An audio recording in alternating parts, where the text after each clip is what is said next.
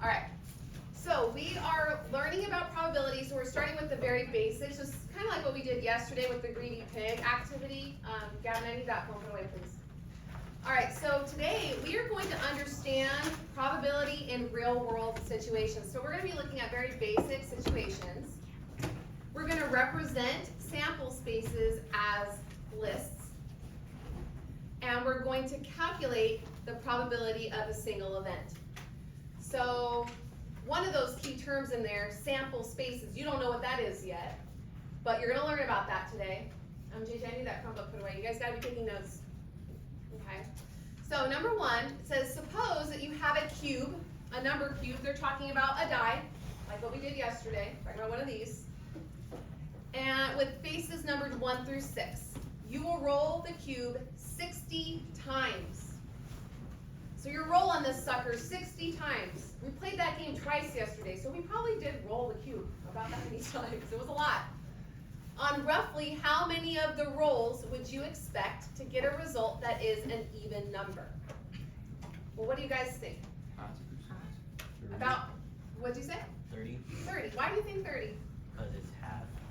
Because it's half. Aren't half the even numbers, or aren't half the numbers even? Yes. Yeah. So wouldn't we expect about half the time getting an even number? Yeah, so your thinking is correct. We're going to put about 30 because it's an estimate. Does that mean when we roll it 60 times that exactly half the time we're going to get an even number? No. No, it could happen, but it doesn't mean it's going to happen. It just depends. We know that when we roll a die, it goes off a chance. So about 30, because we're estimating. On roughly how many of the rolls would you expect to get a 5? Well, let's think about this. How many times are we rolling that die? 60. 60. Right.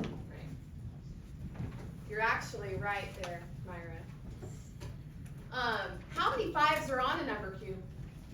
1 out of how many numbers total? 6. 6. So 60 times 1 6, it's the same as saying 60 divided by 6, which is what again? 10. So about 10 rolls. Okay?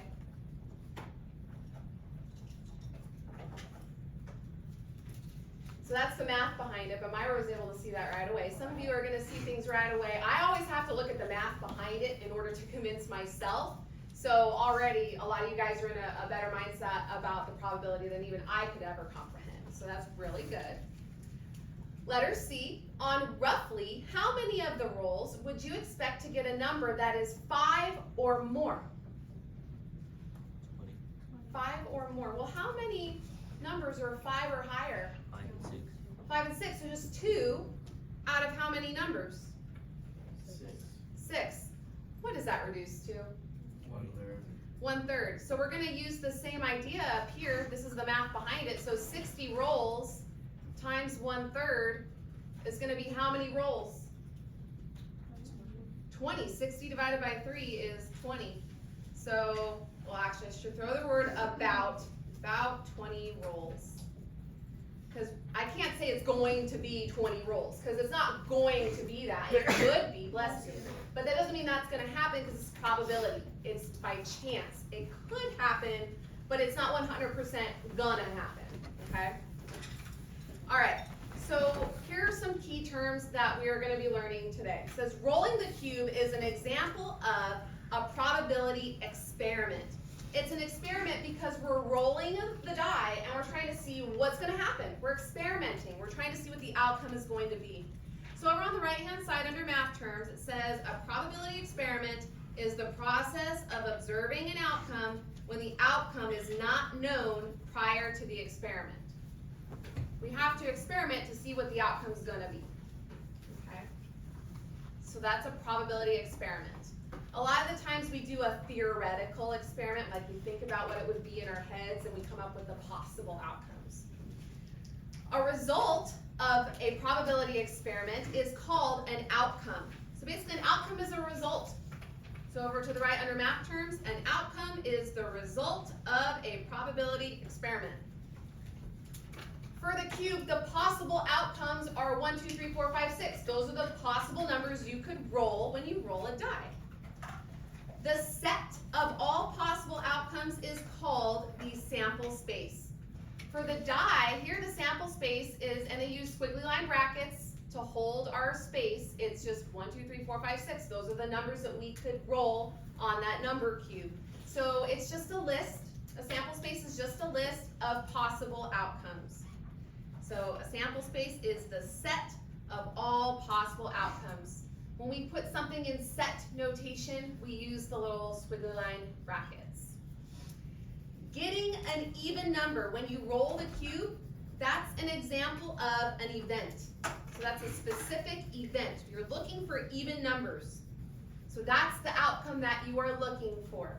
An event is any outcome or group of outcomes from a probability experiment.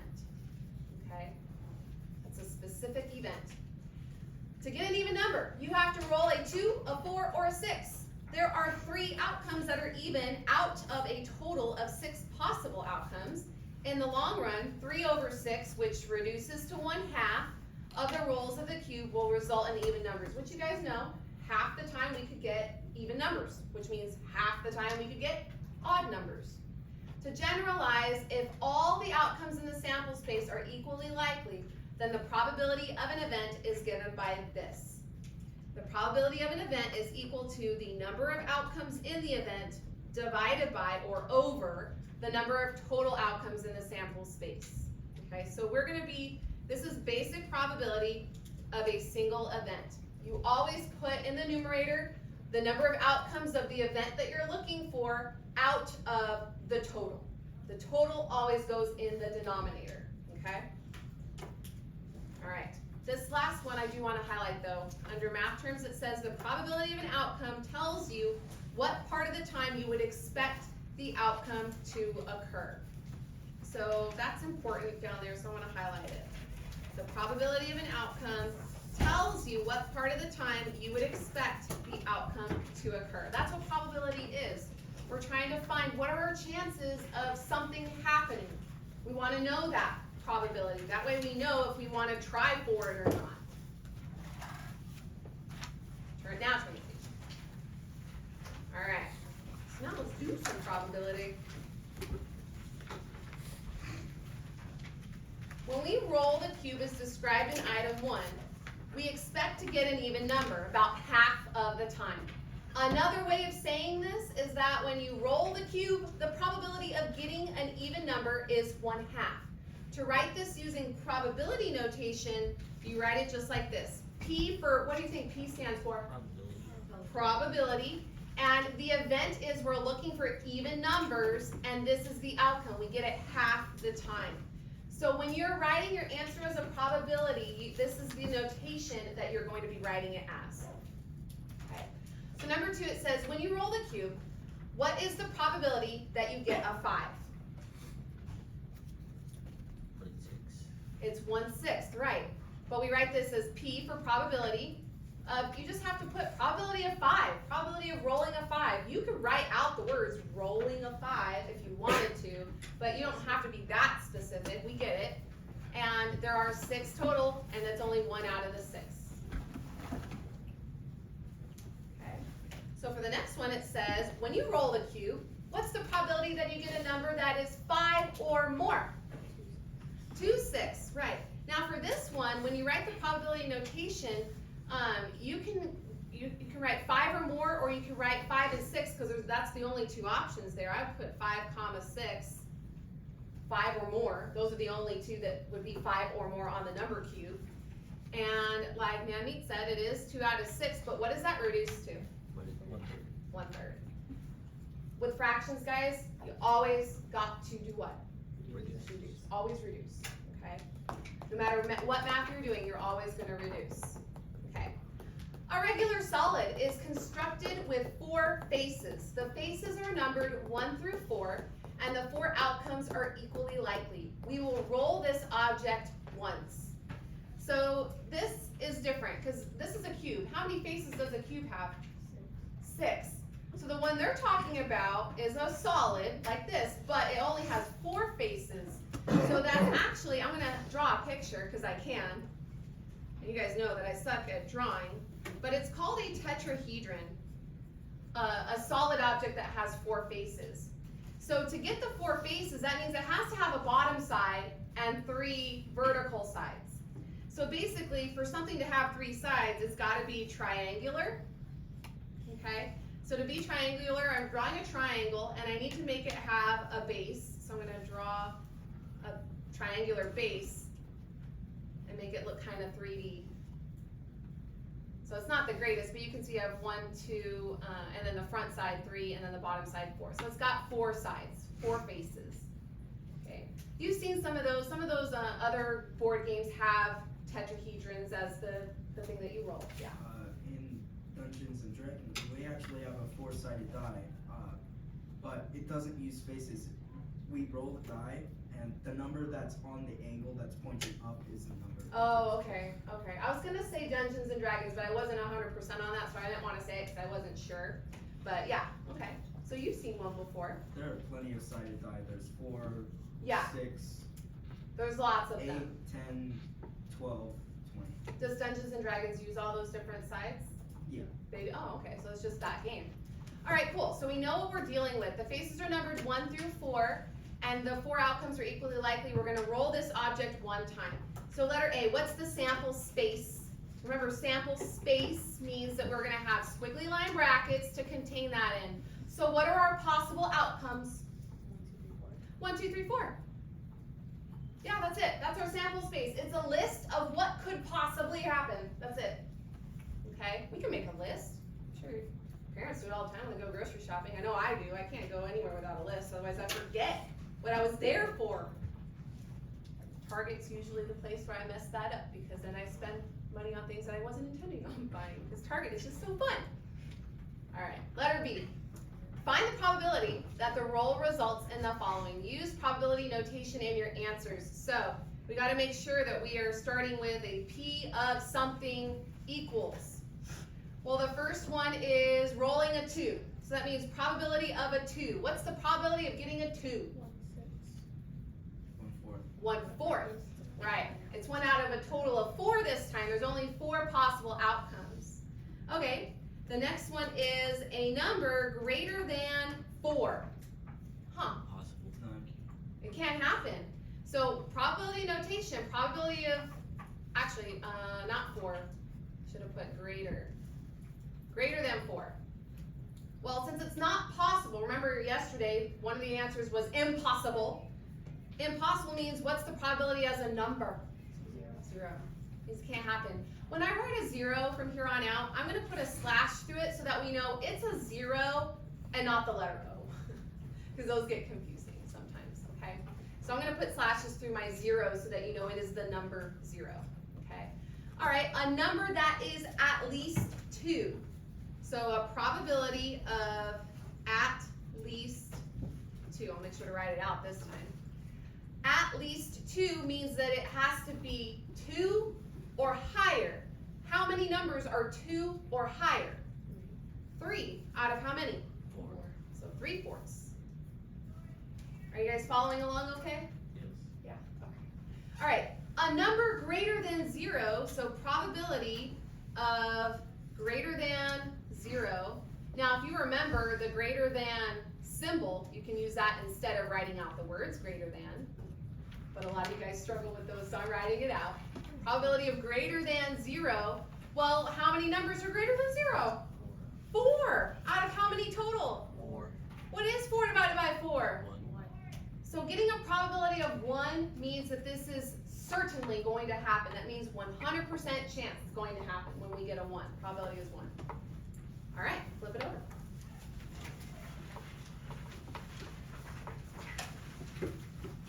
All right, so if an event can never happen, then there are no outcomes in the event.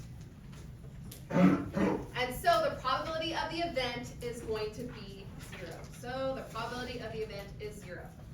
Okay?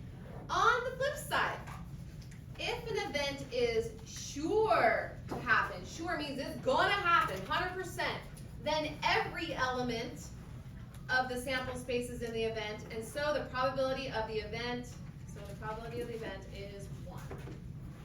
Okay? So if it ain't gonna happen ever, probability is 0. If it is surely going to happen 100%, then the probability is a 1. Okay, that's the definition. So when we are finding probabilities, our answers are gonna be between 0 and 1. We are never gonna go lower than 0. We're never gonna be higher than a 1. So would it make sense to get the probability and we get a negative number? No, we're not gonna get negative numbers with probability. So no negatives. That's kind of nice, right? No negatives. So keep that in mind. All right, let's check our understanding. Number 4 says, in probability, what is the word or phrase for the set of all possible outcomes? Sample space. We just learned that today. Sample space, the set of all possible outcomes. Number 5, how is the probability that an event does not happen related to the probability that the event happens? We're going to put our answer to number 5 down here, but let's think about that. How is the probability that an event doesn't happen related to the probability that, that the event happens? So I want to show you an example. I'm going to turn my paper sideways. Remember the number cube? We can get 1, 2, 3, 4, 5, 6. Let's look at the probability of rolling a 1, like yesterday. What's the probability of rolling a 1? 1/6. What's the probability of not rolling a 1? 5, 6. 5/6. What do these add up to? Which is 1.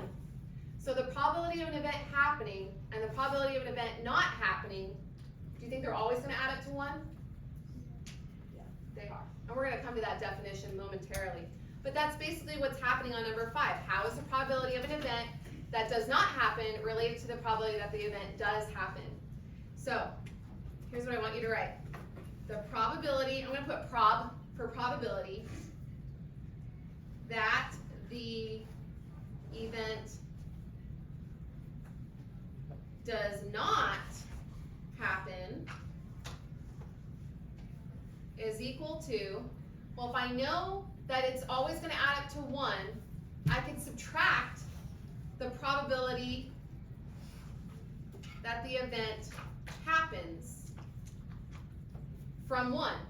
Because whatever the answer is, that is the probability that the event doesn't happen. Because doesn't happen and happens should always add up to 1. We'll be talking about that some more if you're still kind of like, I'm a little fuzzy still. That's okay, because this is still new. This is all brand new information. So some of it's going to still be fuzzy. We got to keep practicing it. So don't be discouraged if you're like, that doesn't make quite much sense yet, but it will. Number 6, what is the least possible value for a probability? What's the lowest probability we could get? 0. Yep. Number 7, what's the greatest probability we could get? 1. That's easy. Super duper easy.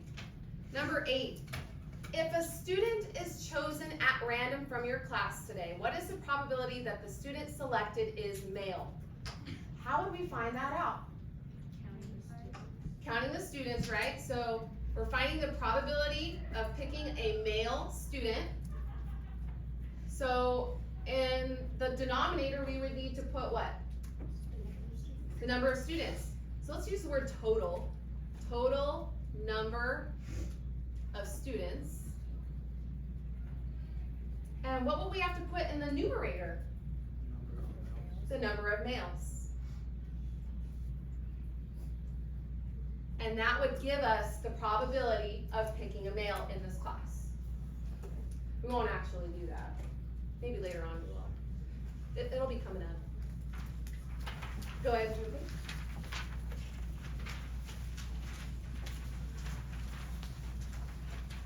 Alright, I like this one. This one gets fun. The contestants for the Springboard Superstar contest are as follows. The genders and ages of the contestants are in parentheses. So we've got a list of how many contestants are there? 12, right? Okay. We've got some male, we've got some female, got some interesting looking names. We have some ages. What's the highest age that they go to? 27. And what's the lowest age? 17. So 17 years old to 27 years old, that's our age span there. Okay. Number 9. It says select one of the 12 contestants at random. What is the sample space for this probability experiment? What would the sample space be? 1, 2, 3, 4? Aren't these people unique? So how would we display their uniqueness? By their what? By their age? Their age makes them unique? Their name. They all have unique names. So our sample space would just be a list of their names. So I'm not gonna write out their first and last name. We're just gonna write out their, actually we'll just put their initials. So Aaron Kelly, so I'll put AK. Andrew Garcia, so that's AG. Casey James, so CJ. Crystal Power Sox, CB. Didi Benami, DB. Katie Stevens, KS. Lacey Brown, LB. Lee DeWise, LD. Michael Lynch, I have to continue on the next row, that's ML. Paige Miles, PM. Siobhan Magnus, SM. And Tim Urban, TU. And then close your set. Okay. So our sample space would be the names of all 12 of these people. That's what makes them unique, their names. That's how we can identify them individually. All right, now let's find some probabilities. Find the probability that the selected contestant is Casey James. How many Casey James are there? 1. It should just be 1, right? 1 out of how many? 12. So that's the probability. We won't worry about writing the probability notation. It didn't ask us to do that, so we'll just put the answer. All right. Now we need to look for the probability that we select a contestant and it is female. How many females are there? 6. There are 6, right? 1, 2, 3, 4, 5, 6. Out of how many? What is this reduced to? Half. Okay, so half for female, half for male then, right? Okay. Has a last name beginning with the letter Z? Yeah, none of these. Kelly, Garcia, James, Barsox, Benami, Stevens. Yeah, none of these begin with the letter Z. So 0. We can get 0. 0's a number, don't discriminate. Is under 30 years old. They're all under 30 years old. Remember it was 17 to 27? So wouldn't that be 12 out of 12? So what's the probability? 1. 100%. We'll pick someone 100% that is under 30 years old. All right. Has a last name beginning with the letter B. 44. You're getting 4? 3. All right, we've got Crystal Bowersox, Didi Benami, and Lacey Brown. Yeah, it's just 3. So 3 out of how many? And what is this reduced to? 1/4. Always have to reduce those fractions, guys. Okay. Does not have a last name beginning with B. Well, remember, this is the event happening. This is the event not happening. So what should it be? It should be 3/4. Let's make sure. So not beginning with the letter B means we have 1, 2, 3, 4, 5, 6, 7, 8, 9. That'll be 9 out of 12. What does that reduce to? Oh, exactly what we thought. So that works, okay? What do you get when you add the answers to parts B5 and B6? So let's see, these two. Well, that's a 1/4 plus a 3/4. What does that add up to? Adds up to 1, because it's going to be 4/4, right? They're exact opposites of each other. The event happening and the event not happening. They always will add up to 1. So it says, will the probability that an event happens and an event does not happen always add to 1? Yes. Yes, it will. We won't explain because we already kind of explained it in number 5 on the previous page, and we're about to highlight it on this next page. So, it's at this part where it says to generalize, when we add the probability that an event happens to the probability that it does not happen, we will always get 1. Always, always, always. Okay? So, it says from this we can conclude to find the probability that an event does not happen, I'm going to double underline that, does not happen, we can subtract from 1 the probability that it does happen. This is called the complement. So this is a new definition.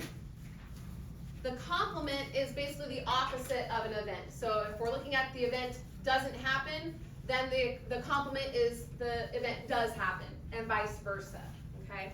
So over here, the complement of an event includes all possible outcomes of a probability experiment that are not outcomes of the event. So the rest of the outcomes pretty much. So this little box signifies that probability that an event does not happen equals 1 minus the probability that the event does happen.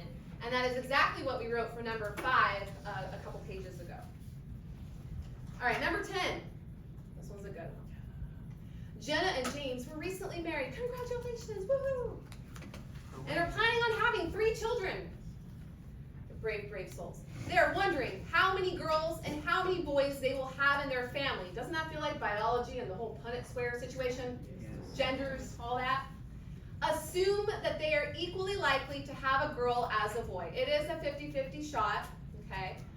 3 of the possible outcomes are shown in the organized list. There are 8 possible outcomes. So we should have 8 total. And right now we've got 1, 2, 3. So we need to find 4, 5, 6, 7, and 8. We need to finish off the list, okay? So the first possibility is getting girl, girl, girl. Or they could get first a girl, second a girl, third a boy. Or girl, boy, girl. What else could we get? What was that? Boy, boy, boy. Okay. What else could we get? Boy, boy, girl. What else? Boy, girl, boy. Boy, girl, boy. What else? Girl, boy, boy. Girl, boy, boy. Yeah. What else? Boy, girl, girl. Boy, girl, girl. Yeah, we don't have that one yet. And there are 8 possible outcomes. So this is where it gets a little tricky, because if you have to come up with a sample space and it's not given to you, you have to come up with all of these possible outcomes. You have to think about it, and the hard part is not missing one, okay? So just be careful about stuff like that. All right, find the probability that in their family, they will have 3 girls. So if they have 3 girls, how many times could that happen out of the sample space? 1, right? Girl, girl, girl. So that's 1 out of how many? Right, 1/8. So you have a 1/8 chance of getting all 3 girls. Okay. Next is the probability of getting exactly 2 girls. Well, let's count up. How many of these times can we get 2 girls? 3, yeah. We've got 1 right here, 1 right here, and 1 right here. So 3 out of how many? Right. Then it says at least 2 girls. The words at least means 2 or more. The words at least always mean that number or more, or higher, okay? So 2 or more girls. Well, how many would that be then? 4, yeah, because then we can add in the girl, girl, girl, and that would be 4 out of how many? What does that reduce to? 1 and 2. 1/2, right? 1/2. Okay. It says, what is the probability that they will not have exactly 2 girls in the family?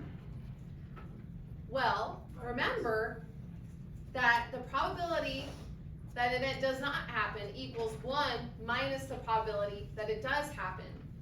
So we had exactly 2 girls right here. So what would be the rest of it to get not exactly 2 girls? 5/8. 5/8, right.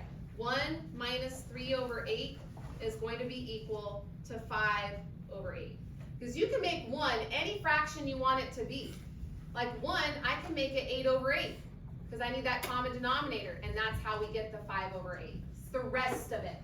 Okay, that's the complement. The rest of it to get the event that we want. The opposite of the event that occurs. Okay.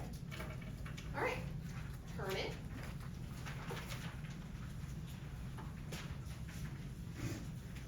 Any questions so far? You guys with me okay?